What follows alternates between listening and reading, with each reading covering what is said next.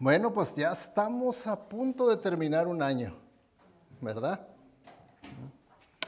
Ahora, ¿quién puede asegurar que va a entrar al año nuevo? Aunque estemos bien cerquitas, ¿verdad? Ya de las puertas del 2025, puede ser que lleguemos nada más hasta el 24, ¿verdad? Nadie sabe, por eso siempre es bien importante cada día. Cada día es una oportunidad que Dios nos da para que nos preparemos para ese día que va a venir inesperado, la muerte. Muchas veces creemos que porque soy joven o soy esto, todavía me faltan muchos años, ¿no? Como yo les he platicado, yo he oficiado funerales de una hermana de más de 100 años de edad y una niña de un día de vida. Entonces, díganme ustedes, ¿cuál es la edad de la muerte? No sabemos, ¿verdad? Por eso es que es bien importante este día, ¿verdad? Y por lo general, todas las organizaciones que existen, al final del año hacen una evaluación de sus operaciones. Hacen una evaluación para ver, ¿verdad?, qué estamos haciendo bien para todavía mejorarlo en el próximo año. ¿En qué estamos fallando para corregirnos en el próximo año? Bueno, pues nosotros también seríamos sabios si hacemos lo mismo en este día que estamos a punto de entrar a un nuevo año, que podamos evaluarnos nuestra vida. Podamos evaluar nuestra vida, pero sinceramente las evaluaciones que hacen las compañías, hermanos, son evaluaciones frías, sinceras. Los números no fallan, la información no falla.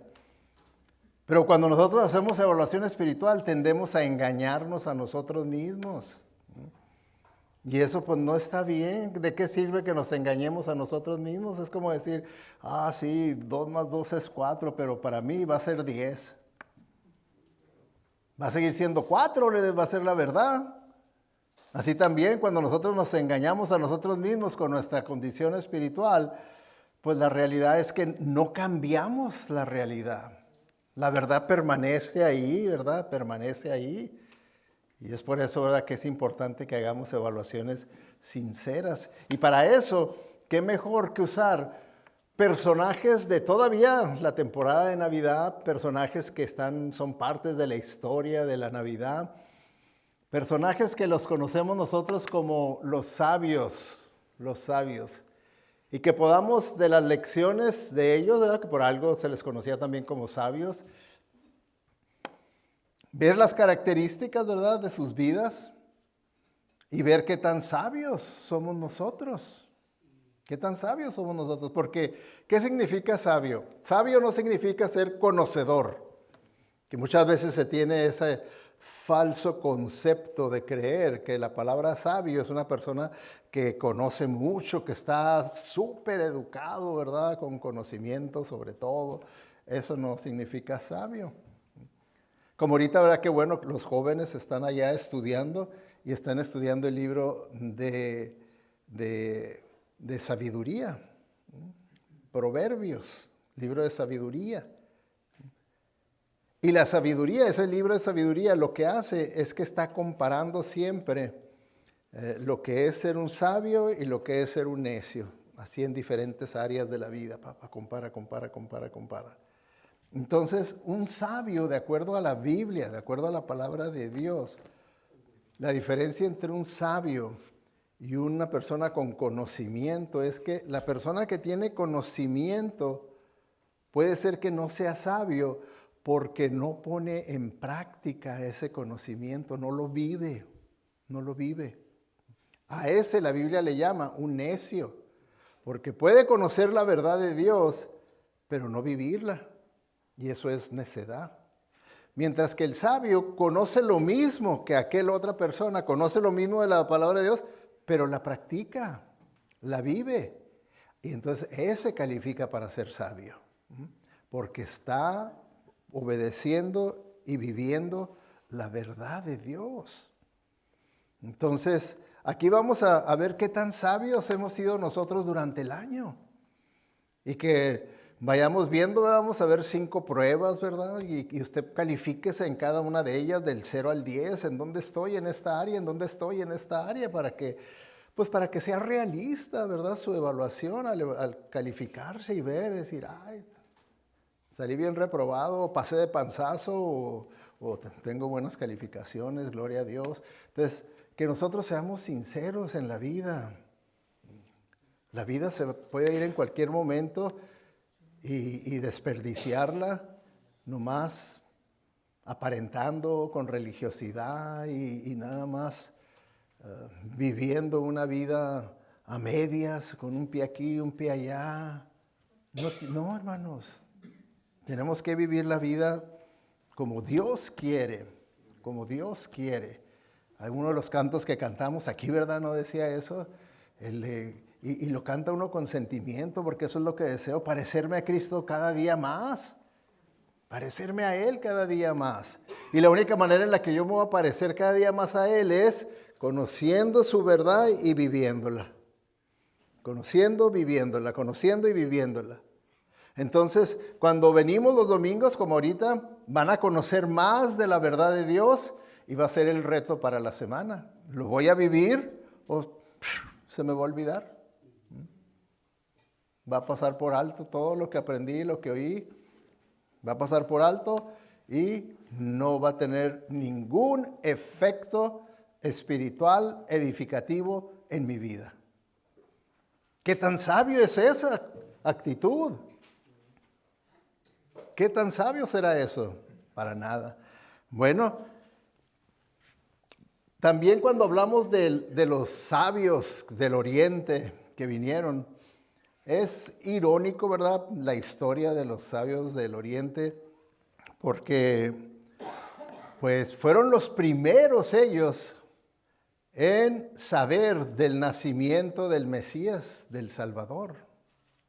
Fíjense, fueron los primeros y ellos no vivían en Belén de Judea, ni siquiera en Jerusalén. Ellos estaban más de 1000 millas de retirado,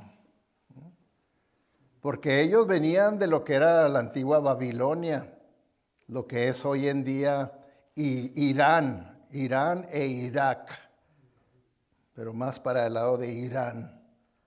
Desde allá ellos venían. Y en segundo lugar, no tan solo, ¿verdad?, eran los que estaban más lejanos como para saber del nacimiento del Mesías, del Salvador del mundo, sino que no eran judíos. Los primeros que supieron del nacimiento del Salvador, del Rey de los judíos, eran los gentiles, ellos. Con lo cual, ¿verdad?, Dios nos dice que para Él siempre ha sido su propósito salvar a judíos y a gentiles. Siempre ha sido el Salvador del mundo. Siempre. Entonces, vamos a ver primeramente el primer punto en cuanto a estos sabios y compararlo, ¿verdad?, con nuestra vida. Primer punto es buscando a Dios. Buscando a Dios. Dice la Escritura, ahí en los versículos 1 y 2, después de que Jesús nació en Belén de Judea, en tiempos del rey Herodes, unos magos del oriente llegaron a Jerusalén buscando al rey recién nacido y preguntaron, ¿dónde está el rey de los judíos que ha nacido? Vimos su estrella cuando salió y venimos a adorarlo. Entonces, vemos, ¿verdad?, que estos hombres eran sabios porque buscaban al Señor. Buscaban a Jesucristo. Y es algo que nosotros debemos de meditar. ¿Qué tanta hambre y sed tengo yo de las cosas de Dios? De que me guían a verdaderamente buscar de Dios todos los días. Ahí, para mí no es pérdida de tiempo, es entrar en su palabra, leerla.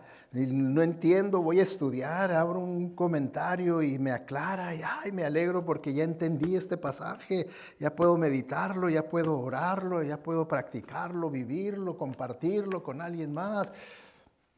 A eso se refiere buscar a Dios, tener hambre y sed de Dios. Hambre y sed de Dios. Era una de las características del cristianismo arcaico, antiguo, que tenían gran hambre de Dios. Fíjense, los cristianos en los 1600, 1700, 1800, sus niños de primaria estudiaban teología sistemática.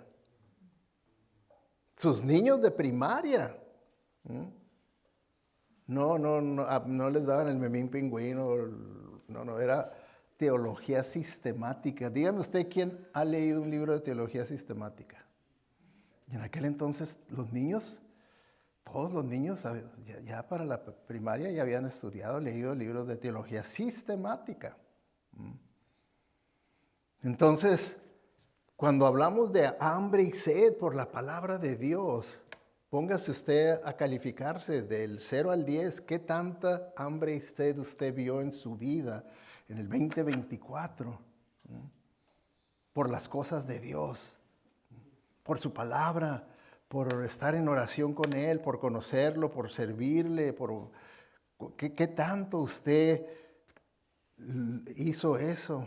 Porque, miren, ellos hicieron sacrificios al buscar a Dios. Hay personas que me han dicho, ¿verdad?, a través de los años que, ay, pastor, no, nos gustó mucho su iglesia, pero no podemos venir a su iglesia. ¿Por qué? No, pues está muy lejos. Pues, ¿dónde vive? No, pues que vivo en Palm Desert o vivo en La Quinta. ¿Y no tienen carro? No, sí, tenemos carro. Y se les hace lejos. Ellos viajaron más de 1000 millas. Pónganse a pensar, quiero que se pongan en los zapatos de estos hombres. 1000 millas. Ah, sí, pero pues viajaron en avión, ¿verdad? No, hermanos, en camellos, por desiertos, montañas, caminos peligrosos. ¿Saben cuánto tiempo les tomó ese viajecito? 3 meses. 3 meses.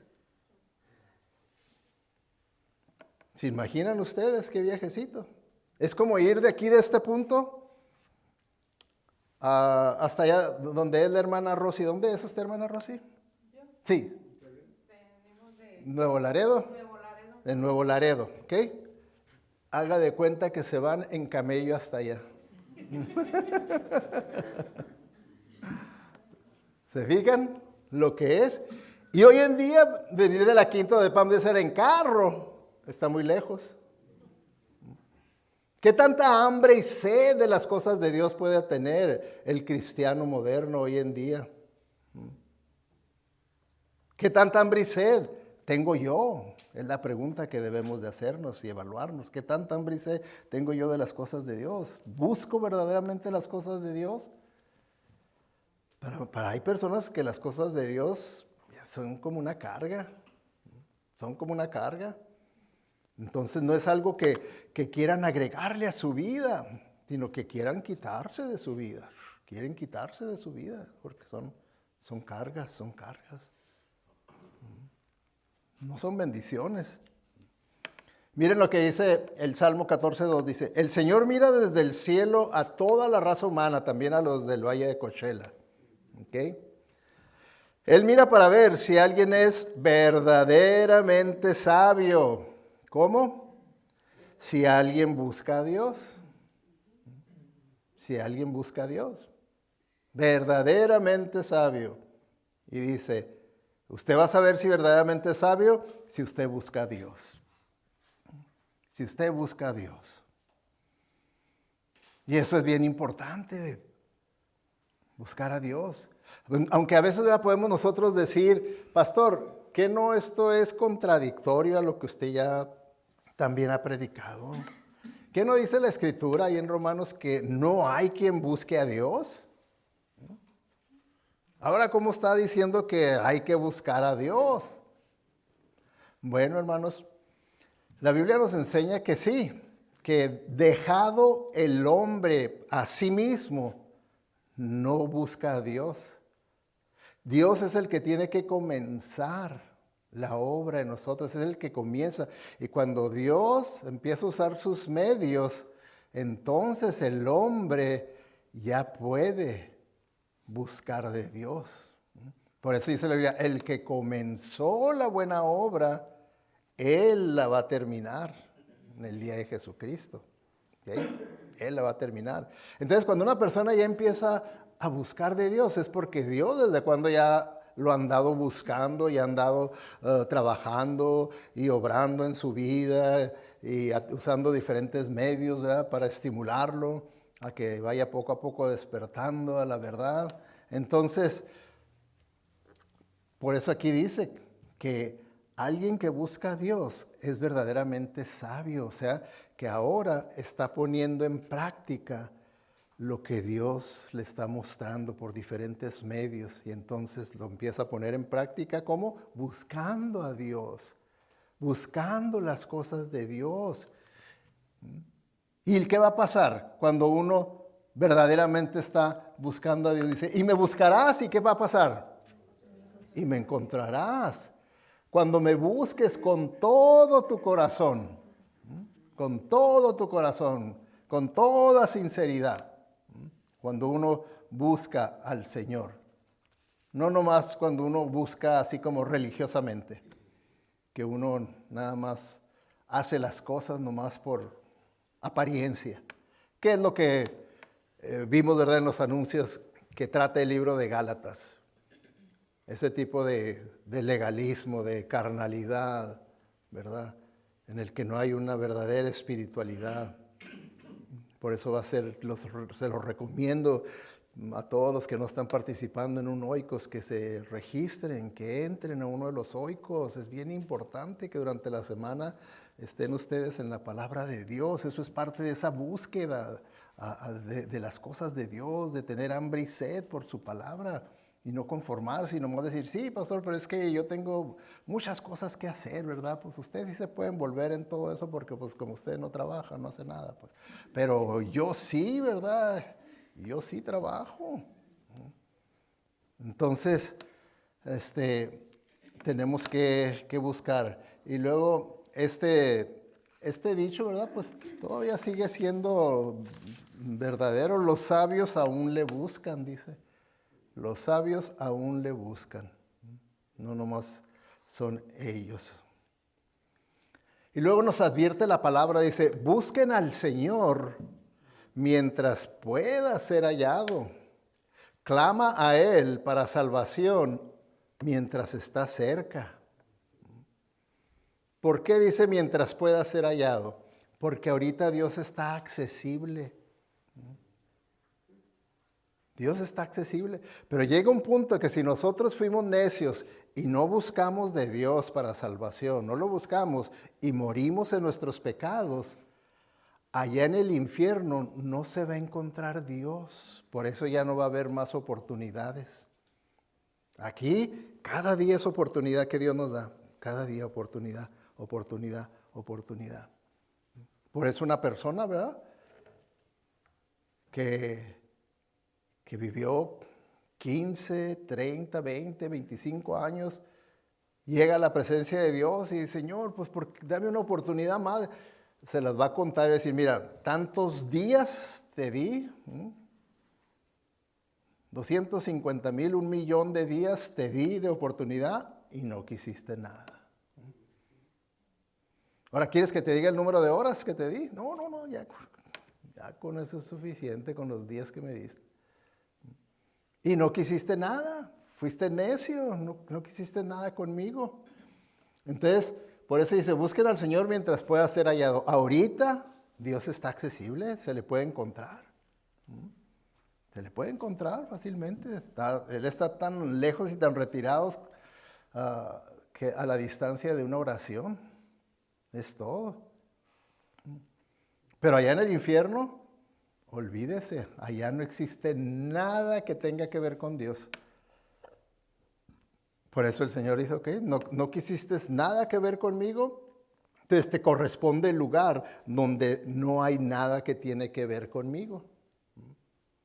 Por eso es un lugar horrible, porque nomás se puede usted imaginar un lugar donde no hay nada parecido a lo que hay en este mundo. Porque este mundo tiene la imagen de Dios. Dice la Biblia ahí en Romanos que la naturaleza nos habla de la gloria de Dios. En el infierno no va a haber naturaleza, no va a haber nada de lo que hay aquí. Entonces es algo que ni siquiera se puede uno ni imaginar. Son cosas inimaginables, pero que la Biblia nos dice que son horribles. Que por eso es una necedad. Entercarse y entercarse y entercarse y terminar allá cuando escuchó y escuchó y supo y supo y supo y no quiso obedecer. Y no quiso obedecer. Es una necedad. Y vemos nosotros a estos sabios que fueron sabios, ¿verdad? Por lo mismo, porque sí buscaron de Dios. Costara lo que costara, un viaje de más de 1000 millas, un viaje de 3 millas en camello, no le hace. Pero para ellos era de mucho más valor llegar, encontrar al Mesías recién nacido y adorarle. Y adorarle. ¿Usted vino a adorarle? ¿Usted busca, tiene deseo de adorarle el lunes, el martes, el miércoles y todos los días? Adorarle a Él. Número 2.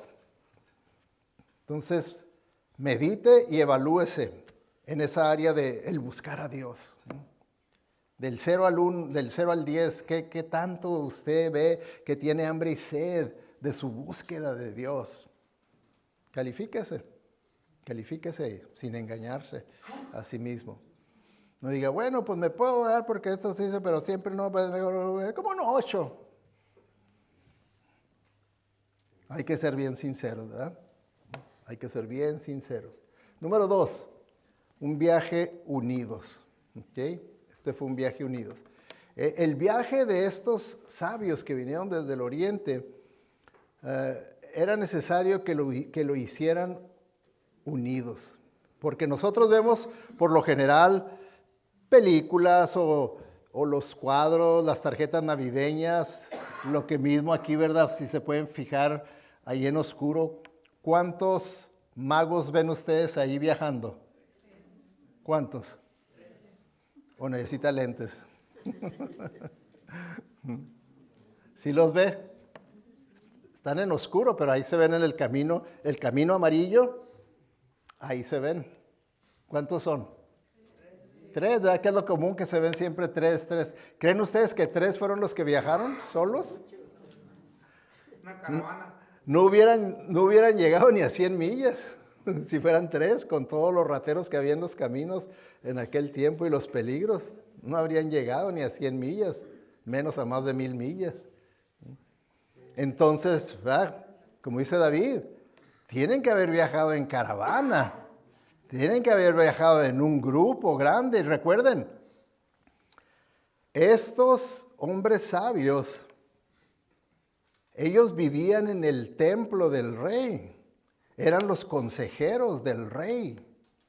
Entonces vivían en un templo y salieron con permiso del rey a venir a buscar al rey de los judíos recién nacido. Entonces ellos venían desde Irán hasta Belén. Desde Irán hasta Belén, ese viaje que les digo que de 3 meses. Entonces, por lo general, de acuerdo a escritos extrabíblicos, por lo general viajaban entre 12 a 24 hombres sabios. Era un grupo de hombres sabios y de ahí también dependía el número de siervos que llevaran, ¿verdad? Porque se imaginan un viaje de 3 meses por el desierto, toda la comida que se tenía que cargar, todo lo que se tenía que hacer diariamente, poner las carpas. Entonces llevaban siervos y llevaban soldados, guardias para protegerlos. Por eso, ¿verdad? Como dice, era una gran caravana la que iba, ¿verdad? Con ellos. Y es algo, ¿verdad? Que ya haciendo la aplicación paralela a nosotros, a nuestra vida, el viaje de la vida no es uno que se supone que debemos hacer solos. No. Póngase a pensar si usted es de esa clase de personas que usted prefiere ser solitario. Yo prefiero solo. No me gusta mucho socializar, ¿verdad? Ya cuando se trata de socializar, ya lo que quiero es que aquello se acabe para yo estar solo. ¿Es usted esa clase de personas que prefiere la solicitud, estar solo, que estar en grupo, que estar socializando? Pues sí, ¿verdad? Sabemos que hay muchos que son así, pero no es el ideal de Dios. No es sano que nosotros no busquemos conectarnos con otras personas. No es sano que no nos conectemos, porque el viaje por esta vida vamos a necesitar la ayuda de los unos por los otros en este viaje desértico y peligroso que es la vida. Que es algo cuando yo estaba estudiando esto, ¿verdad? Y sacando conclusiones de la vida práctica, ¿verdad? La analogía del viaje de estos sabios. Dije, sí es cierto. Nomás me pongo a pensar que por lo que yo estoy pasando, que lo pasara solo. ¿Se imaginan ustedes? Por eso entendí, dije, pues por eso hay personas que se suicidan. Por eso. Porque no están conectados, no están conectados. Y le digo, gracias Señor, porque yo voy como los magos, ¿verdad? Como los sabios del oriente. Yo voy en un grupo grande, tengo el gran apoyo de mi esposa, de su familia, de mi familia por mi lado, de mi familia de la fe, todos ustedes que están orando y apoyándome. ¿Se imaginan que no tuviera todo ese apoyo? Es todo ese apoyo lo que ha hecho la diferencia para que pues yo esté mejor de lo que se esperaba. Eso es. Porque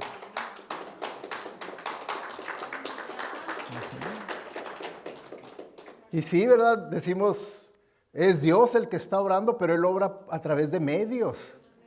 Y eso es algo que nosotros siempre tenemos que entender, no es decir, no, pues Dios sí, pero Dios lo quiere hacer a través de medios.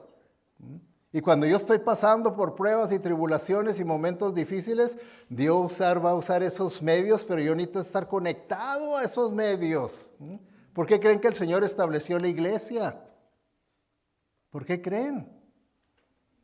Yo he conocido personas que han asistido aquí a la iglesia y que no tienen aquí en los Estados Unidos a nadie más, no tienen ni a padres, ni hermanos, ni familiares, ni nada. Están aquí 100% solos y esta viene a ser su familia. Esta viene a ser su familia. Aquí vienen a conectarse,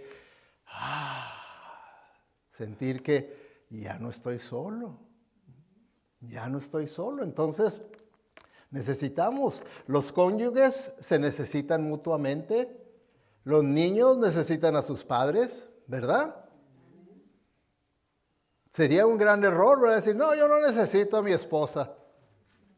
De todos esos medios que el Señor ha usado para sostenerme y bendecirme, el más grande ha sido mi esposa. Y no sabemos, nunca sabemos cuándo vaya a llegar el momento cuando yo necesite más de mi cónyuge. No lo sabemos. Cosa de la noche a la mañana puede suceder. Por eso debemos de estar bien conectados, bien conectados, bien conectados. Y ahí, ¿verdad? Vemos ellos hicieron un viaje unidos, porque sabían que era la única manera que ellos iban a poder llegar hasta Belén y volver otra vez allá a Babilonia. Era la única manera. Y por lo mismo, porque sí hicieron eso, pudieron ir y venir. Pudieron ir y venir. Entonces, sí nos necesitamos el viaje de la vida, hacerlo unidos. Siempre que usted sienta la tentación de separarse, de desconectarse, piense que no es la voluntad de Dios, piense que no es algo sabio. No es algo sabio. ¿Por qué no es sabio? Porque no es la voluntad de Dios. Cuando yo hago algo que no es la voluntad de Dios, es una decisión necia, porque va en contra del conocimiento de la verdad de Dios. Entonces no hay que desconectarnos, es lo peor que nos puede pasar, espiritualmente, emocionalmente, físicamente, nos afecta todo nuestro ser, el estar desconectados completamente. Ok, entonces se está evaluando en las áreas que estamos viendo. Ok, bueno, estamos viendo, ¿verdad? Primeramente vimos buscando a Dios. ¿Qué tanto tengo hambre y sed en mi búsqueda por Dios? Viaje unidos. ¿Qué tanto yo me conecto con los hermanos de la fe, con la familia, con las amistades? Que yo verdaderamente tenga relaciones sinceras con las personas y los conozca. Es algo que debemos de hacer, hermanos, porque somos una mega iglesia nosotros. ¿Sí o no? No, ¿verdad? Yo excuso el que una persona que pertenece a una mega iglesia no conozca a todos los de la iglesia. Pero una iglesia chica como nosotros y no conocernos entre nosotros, que no sepan, pero que digo, pues mira hermano, sí, nomás tiene 10 años viniendo y no sabe ni cómo se llama, ni quién es, ni nada. Hay que conectarnos, hermanos, hay que conectarnos entre nosotros, somos una familia. O nomás lo decimos de palabra, sí, somos hermanos, hermanas. Y como les he dicho otras veces, pues muchas veces es conveniente nomás decir hermano, hermana, porque ni su nombre sé. No, porque nos conocemos, tenemos que conocernos, hermanos. ¿Okay? Número 3, guiados por la fe. ¿Okay? Eran guiados por la fe. ¿Qué significa ser guiados por la fe? Bueno, nosotros sabemos que la Biblia dice que nosotros debemos de vivir por vista o por fe. Debemos de vivir por fe, ¿verdad? No por vista. ¿Sabe lo que es vivir por vista? Cuando yo hago decisiones basadas en mis deseos personales, en mis sentimientos, en mis emociones, en lo que me conviene en el momento, eso es vivir por vista. Ahí. Vivir por fe significa vivir nomás por lo que dice la palabra de Dios. Miren, esto me conviene, esto quiero hacer, esto es lo que siento hacer, pero la Biblia me dice otra cosa. ¿Cuál voy a hacer? ¿La vista o la fe? Eso es lo que debemos hacer, ¿verdad? Pero muchas veces, como humanos que somos en nuestra naturaleza caída, nos atrae más la vista. Nos atrae más el seguir nuestras impresiones, emociones, deseos, planes. Todo eso nos atrae más que es que la palabra de Dios pues puede ser muy legalista y puede ser que diga cosas que en realidad no son realistas y que empezamos a usar toda clase de argumentos en realidad para decir que pues no seas tan exagerado, ¿verdad? Como que pura por la palabra y por la palabra y palabra, pero ¿qué de mis sentimientos, mis emociones y de mis deseos y todo a poco Dios no me... Y empezamos a usar toda clase de argumentos para excusar vivir por vista y vivir por vista.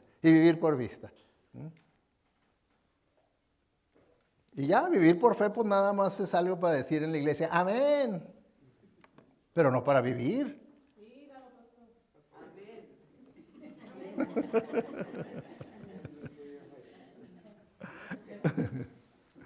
Ok, porque fíjense, ¿cómo fue que ellos decidieron salir? Porque hermanos, acuérdense, díganme ustedes si es fácil dejar su lugar de comodidad allí en el templo del rey, ahí en ese castillo, en ese lugar tan cómodo, para empezar a comenzar un viaje de 3 meses por el desierto, por los montes, las montañas, con peligros de rateros y ladrones y los calores y todo lo que con sí llevaba para viajar. ¿Creen ustedes que era fácil tomar esa decisión? ¿Verdad que no? Por supuesto que no, pero ¿qué fue lo que los guió a ellos? Dice en Números 24:17, veo a alguien que vendrá algún día, alguien que vendrá pero no pronto. Una estrella saldrá de Jacob, un gobernante se levantará de Israel. O sea que ellos, viendo las escrituras, vieron profecías de que habría de nacer el rey de Israel y que una estrella anunciaría su nacimiento. Porque esto es lo que esta profecía decía, ¿verdad? Que esta estrella tanto representa lo que anunciaría el nacimiento como representaría al niño mismo, que sería una estrella, ¿verdad? Como un gobernante principal de todos los gobernantes. Entonces, ellos, ahora, si nos ponemos nosotros a pensar, decimos, pero ¿cómo que estudiando las escrituras si ellos eran paganos? Venían desde allá, ¿verdad? Desde Babilonia, lo que es el nuevo Irán. Desde allá no eran judíos. ¿Cómo es que sabían de las escrituras? Bueno, conociendo la historia del Antiguo Testamento, vemos que cuando el reino de Judá fue llevado en cautiverio a Babilonia, entre ellos iba Daniel. Y sabemos la historia de Daniel, cómo el Señor lo fue usando y bendiciendo, ¿verdad? Que él pudo interpretar sueños del rey y todo, de tal grado que el rey se impresionó de su sabiduría, de sus conocimientos, de todo lo que él, ya que sus sabios, estos hombres sabios, no podían interpretarle sus sueños, no podían, pero Daniel sí. Entonces a Daniel lo puse como el jefe de los hombres sabios y él quedó a cargo de ellos.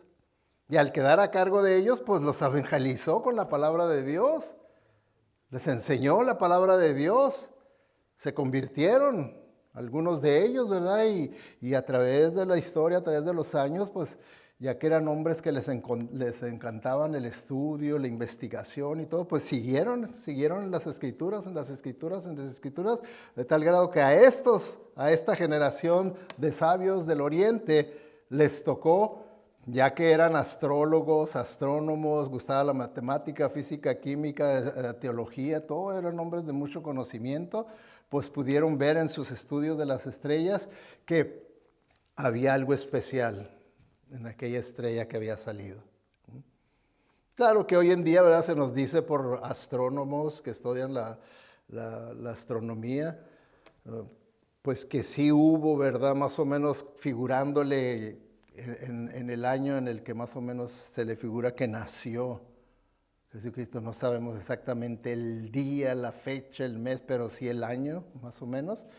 Y los astrónomos pueden ver que hubo una conjunción de dos planetas. No me acuerdo cómo se llaman esos dos planetas, ¿verdad? No lo apunté, pero sí lo que sí me acuerdo es lo que significa cada uno de esos dos planetas. Uno de los planetas significa rey y el otro planeta significa virgen. Y se juntaron para hacer esa estrella resplandeciente. ¿Sería casualidad que un rey nació de una virgen?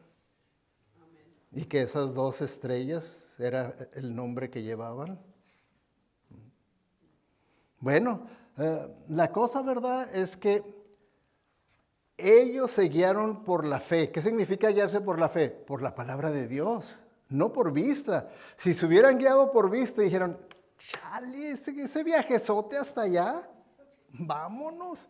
Hay que esperar hasta que se inventen los carros o que haya un camión o un tren o en avión, pero en camello, tan cansado que son esos viajes, vámonos. Eso es por vista.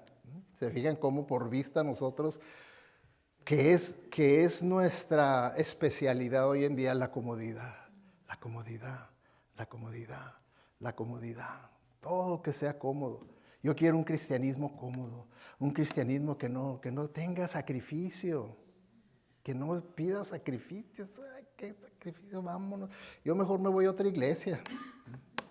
Yo me voy a otra iglesia y ahí en aquella otra iglesia no me pide nada. Al contrario, se ponen bien contentos porque no falto. Y ya. Ah, bueno. Okay. Entonces, ellos fueron guiados por la fe, guiados por la palabra de Dios. Vieron lo que la palabra de Dios decía y ellos se fueron. Entonces nosotros sabemos que el Señor nos guía a través de las Sagradas Escrituras, ¿ok? Pero debemos nosotros responder con el deseo de conocerle a Él en las Escrituras, como los sabios, ¿verdad? Que lo estudiaron las Escrituras, estudiaron los planetas, las estrellas, con consistencia, y hasta que vieron, aquí se cumplió la profecía. La estrella que anunciaría el nacimiento del Mesías, aquí está. Vamos a buscarle para adorarle. Entonces, vemos ¿verdad? Que es así también como al Señor Jesucristo se le conoce como la estrella que ilumina. Dice, yo Jesús he enviado a mi ángel para que les cuente todo esto a las iglesias. Soy el descendiente de la familia de David. Soy la brillante estrella de la mañana. Así es como Él se presenta. Siempre luz que ilumina las vidas de las personas y nos saca. ¿Por qué? Sin Cristo, ¿qué dice la Escritura? Estamos en tinieblas. Pero viene la luz, la verdad de Dios, su obra, su trabajo en nosotros, y dice que cuando verdaderamente nosotros nos arrepentimos y le entregamos nuestra vida a Él, entonces Él nos saca de las tinieblas y nos transporta a su luz admirable. A su luz admirable. Ok, entonces, ¿cómo va en las primeras tres que les he mostrado? Buscando a Dios, ¿cómo va en el 0 al 10? El viaje unido, conectándose, socializando. Viaje unido, guiados por la fe, basándose sus decisiones, su vida en la palabra de Dios, Y número 4, reajustarnos al Dios que encontremos. ¿Ok? ¿Qué quiere decir esto? Todos nosotros, por naturaleza, tenemos expectativas de algo, ¿verdad? Tenemos expectativas, ¿verdad? Pero en ocasiones esas expectativas no son realistas. ¿Y cómo voy a responder yo ante esas expectativas no realistas? ¿Voy a reajustármelas o me voy a amargar y me voy a entercar en que Dios tiene que cumplirlas? Dios tiene que hacer esto que yo esperaba. ¿Cómo voy a responder ante eso? Porque pónganse a pensar en estos hombres sabios. ¿De dónde venían ellos?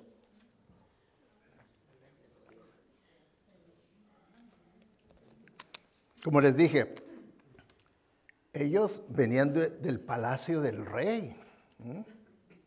Pónganse a pensar, nomás imaginen, ellos venían del palacio del rey. ¿Y a quién iban a buscar? A un rey que había nacido, ¿verdad? Entonces lo más seguro en la lógica y expectativas, la estrella nos va a llevar a un palacio, porque nació un rey, y un rey es de un palacio, ¿no? Esa era la expectativa de ellos, que fueran a encontrar a un rey en un palacio, allá con todos sus lujos y todos sus súbditos y todo, ¿verdad? Así era como lo esperaban. Y sin embargo, dice, entrando en la casa, vieron al niño con su madre María y postrándose lo adoraron y abriendo sus tesoros le presentaron obsequios de oro, incienso y mirra. Entonces lo encontraron ¿qué? ¿En un palacio? en una casa rentada. Fíjense nomás. ¿No creen ustedes que puede decir, no ha de ser aquí, ¿verdad? A ver, ponle al GPS a ver qué te diga, ponle la dirección bien, hombre, no, es una casa, vamos buscando un rey, ¿verdad? Ponle, está mal. La expectativa de ellos, ¿verdad? Lo más seguro es que iban a buscar el templo, el palacio de un rey, pero pues nada, una casa. Y pues aquí si se fijan dice, vieron al niño. Siempre en la Biblia se usan palabras específicas. Cuando los pastorcillos encontraron al recién nacido, la palabra que se usa encontraron es un bebé. Pero aquí no usa la palabra griega para bebé, usa la palabra griega para un niño. Que es por eso, si ustedes se han dado cuenta, como en México, en diciembre 25 se celebra el nacimiento de Jesucristo y luego, como a mediados de enero, se celebra a los Reyes Magos, ¿verdad? Porque no fueron un evento junto, ¿verdad? Muchas veces los cuadros y las películas presentan juntos a los pastorcillos por un lado y los Reyes Magos por otro, todos alrededor del recién nacido bebé, pero eso históricamente no fue así. Lo de los Reyes Magos fue tiempo después, porque ellos ya encontraron a un niño en su casa. No lo encontraron allá en el pesebre, en esa cueva donde nació. No lo encontraron ahí. ¿Okay? Entonces, vemos, ¿verdad?, cómo tuvieron que reajustar sus expectativas. Y todavía creer, sí, este es el rey. Este es el rey. Aunque mis expectativas eran diferentes, pero esta sigue siendo la verdad. Hasta aquí nos llevó la revelación de Dios, la cruz. Este es el rey. Y se postraron para adorarlo. Y siempre que hay verdadera adoración, hay una entrega, se le da a Dios. Y dice ahí que postrándose adoraron y abriendo sus tesoros y le presentaron obsequios de oro, incienso y mirra. Y es de aquí de donde sacan 3 reyes magos, ¿verdad? Porque como fueron 3 diferentes clases de regalos los que se dieron, dijeron, pues tienen que haber sido 3 reyes los que vinieron.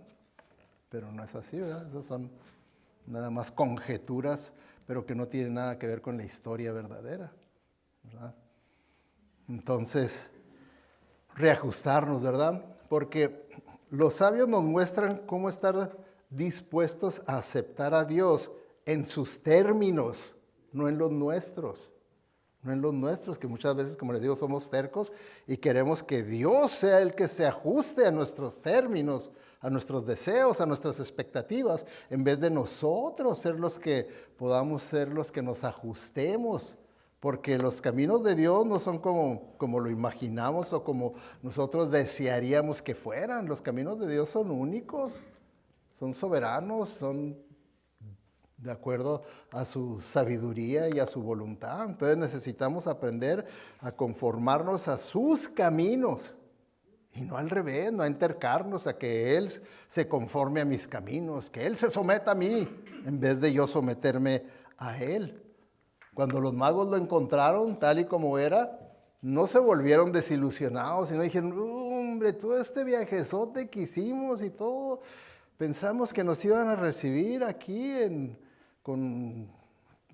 como de donde venimos nosotros, en un castillo, en un templo, con un rey, con todos los siervos, iban a recibir. Y nada, llegamos a esta casilla. No vemos ropas reales, no vemos nada. ¿No se fueron desilusionados? A lo que venían, por fe, lo hicieron. ¿Qué le dijeron a Herodes. A Herodes? Esto sabe leer mentes, ¿verdad? ¿Qué le dijeron a Herodes? Porque hemos venido a adorarle. Y eso fue lo que hicieron. Dice ahí que cuando lo encontraron, doblaron rodillas, le adoraron y le presentaron sus regalos, ¿verdad? Entonces, ¿cómo está usted en esa área de reajustarse a Dios? De reajustarse a Dios, que sus expectativas puedan ser flexibles y preferir siempre la voluntad de Dios más que sus propios deseos personales. Está difícil, ¿verdad? Yo sé que está difícil porque está difícil. Ok. Último, número 5. Número 5, lección que podemos aprender de estos sabios. Cambio de camino. Dice, y habiendo sido advertidos por Dios en sueños que no volvieran a Herodes, se fueron para su tierra por otro camino. Por otro camino. Hermanos, esto es que nos evaluemos. Cuando yo encuentro que el camino que yo llevo no es el camino de Dios, ¿qué hago? Me enterco y digo, no, sí es porque eso, y me enterco y saco argumentos a favor, o cambio. Ahora, el cambio bíblicamente quiere decir, me arrepiento. Porque eso es lo que significa arrepentimiento, un cambio de mente y de voluntad. Eso es lo que significa metanoia en griego, es un cambio. Que quiere decir, como se ilustra, es que yo voy por este camino y Dios me indica que no es el camino correcto. Y puede ser que yo siga terco, no, pero que este para el otro, y por fin el Señor llega a convencerme, a quebrantar mi corazón. Y entonces es cuando viene el arrepentimiento. El arrepentimiento significa que al haber un cambio de mente, de voluntad, hay un giro de 180 grados y entonces tomo el camino de Dios, el camino correcto. El camino correcto. ¿Cómo está usted en eso? De hacer esos cambios en su vida cuando reconoce que alguna área de su vida está mal. ¿Cómo se calificaría del 0 al 10 en esa área, en este año que pasó? Porque es bien importante. Esta es la clave para parecernos más a Cristo cuando nosotros estamos cambiando, que no nos entercamos. Acuérdense que esa fue una de las razones de las caídas del pueblo de Israel, que el Señor dijo, es un pueblo de dura cerviz, que quiere decir, es un pueblo bien terco. Y acuérdense que el pueblo de Israel nomás representaba a todos nosotros. Y somos por naturaleza bien tercos, ¿verdad? ¿Ya ven? ¿Ya ven?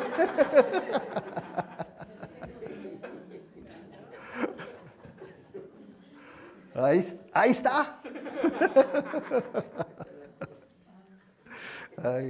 Entonces, el cambio de camino, ¿verdad? Cambio de camino. Esto significa que todo el que pertenece a Cristo, dice 2 Corintios, se ha convertido en una persona nueva. La vida antigua ha pasado, una nueva vida ha comenzado. ¿Okay? Entonces, ahí es donde comienza ese proceso de nosotros estar cambiando y cambiando. Cuando nosotros experimentamos el nuevo nacimiento, cuando le entregamos nuestra vida a Cristo, entonces nos convertimos en una persona nueva. Eso es lo que hace la posibilidad que una persona pueda cambiar. Y cada vez que yo cambio, me voy a parecer más a Cristo. Cada vez que yo cambio, me voy a parecer más a Cristo. Pero mientras más me enterque yo, y más me enterque yo, entonces más carnalidad, más legalismo en mi vida, más pecado.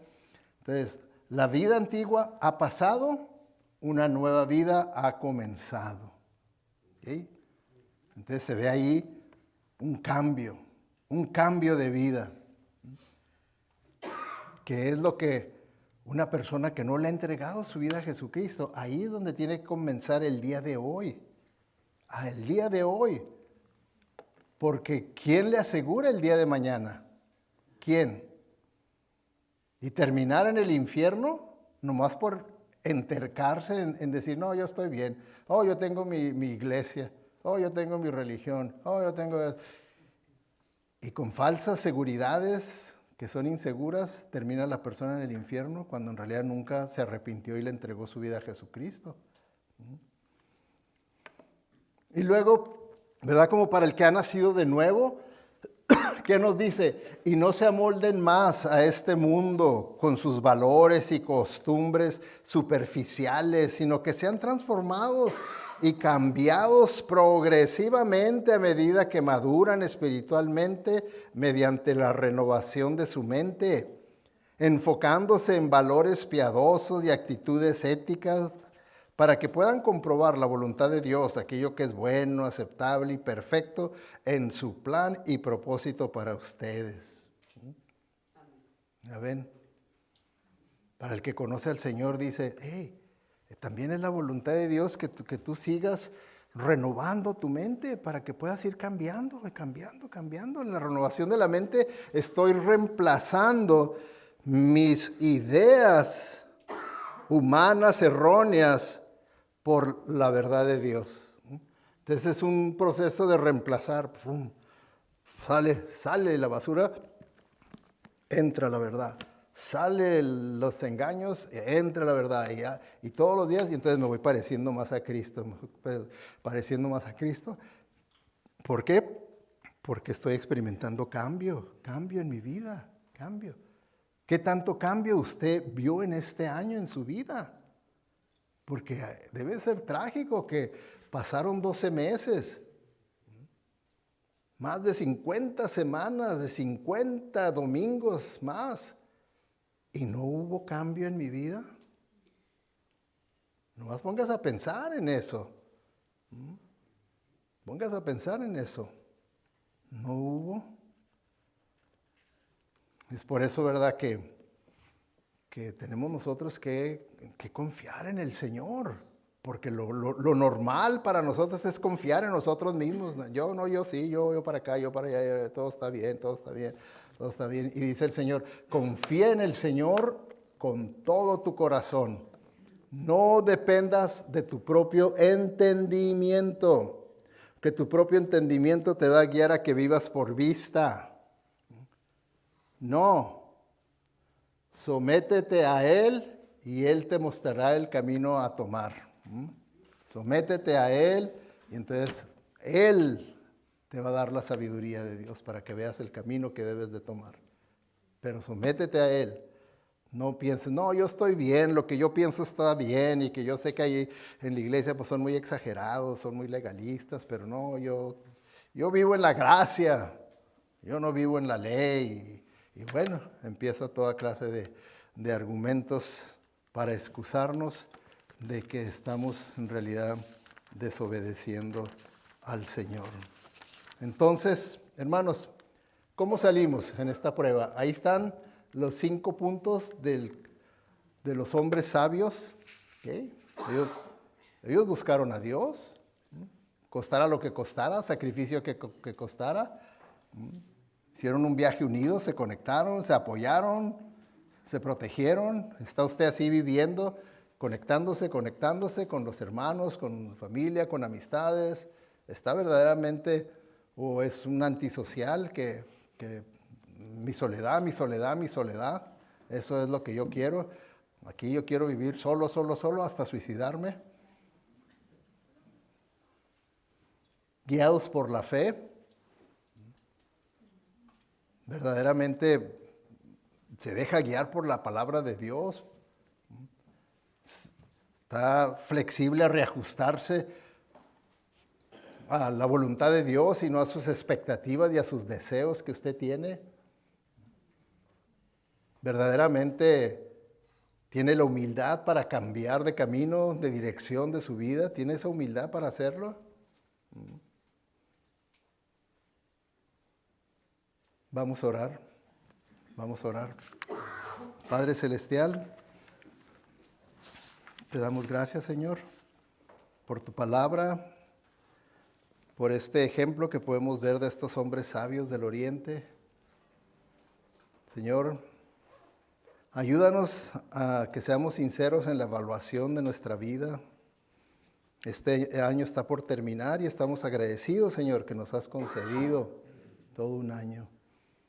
Pero queremos, Señor, si es tu voluntad, permitirnos entrar a un año nuevo. Queremos entrar a un año nuevo verdaderamente reconociendo de qué manera hemos fallado en este año.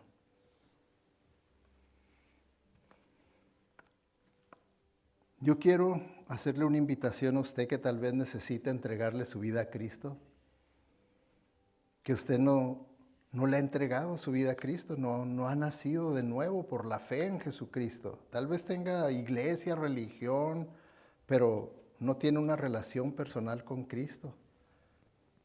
Y Dios le está llamando para salvación. Dios le está llamando para salvación. No deje que el orgullo le evite esa gran bendición de ser un hijo de Dios, de ser un verdadero hijo de Dios, de ser recibido, de hacer las paces con Dios, porque sin Cristo estamos enemistados con Dios. Si usted quiere que ahorita yo lo guíe en una oración para que le entregue su vida a Jesucristo, levante su mano y diga, sí, pastor, haga la oración, yo la quiero hacer ahí en mi corazón. Levante su mano y diga, sí, yo me quiero entregar a Cristo. ¿Habrá alguien? Levante su mano. No, si usted siente un conflicto interno dentro de usted, una lucha interna, es porque Dios lo está llamando para que haga usted esa decisión. ¿Habrá alguien? Levante su mano. ¿No? ¿No? O usted está bien con Dios o se va a entercar a permanecer sin Cristo en su corazón. ¿Alguien? Levante su mano y diga, sí, pastor, haga la oración. ¿No? Bueno, ahora, hermanos, ustedes que conocen al Señor, alguna de estas áreas, de las 5 áreas que usted sabe, alguna o varias que usted necesita cambio, sí se evaluó sinceramente, sí encontró dónde necesita cambio en su vida. Levante su mano y diga, sí, pastor, yo ya sé, Dios le bendiga, yo sé dónde necesito cambio en mi vida. Dios les bendiga, Dios les bendiga, Dios les bendiga, Dios les bendiga, Dios les bendiga. ¿Alguien más? ¿Alguien más antes de despedirnos en oración? Te damos gracias, Señor, porque tú eres bueno con nosotros y tú, Padre, nos hablas con claridad a cada uno de nosotros, porque tú nos amas y tus intenciones siempre sean para edificación. Te pido, Señor, por aquellos que aún todavía continúan con un corazón endurecido y no quieren doblar su rodilla ante ti para entregar sus vidas completamente a ti y que tú seas Salvador y Señor de ellas, para que tú, Señor, tengas misericordia y les permitas, Señor, continuar dándoles oportunidades, Señor, que no desperdicien la siguiente oportunidad que tú les presentes, Señor, porque sí sabemos que el infierno es algo horrendo, horrible. Te pedimos, Señor, para que los convenzas de que ese es su destino si mueren sin Cristo, sin salvación. Y gracias también por hermanos, hermanas que al levantar sus manos han reconocido que tú, Señor, les has hablado y que están dispuestos a tomar otro rumbo, otro camino en las áreas en las que consideran que te han fallado a ti, Señor. Queremos parecernos más a tu Hijo Jesucristo y sabemos que hay un solo camino, el camino estrecho. Queremos seguir ese camino, Señor, sin desviarnos. En el nombre de Cristo Jesús te lo pedimos y para su honra y su gloria. Amén. Amén.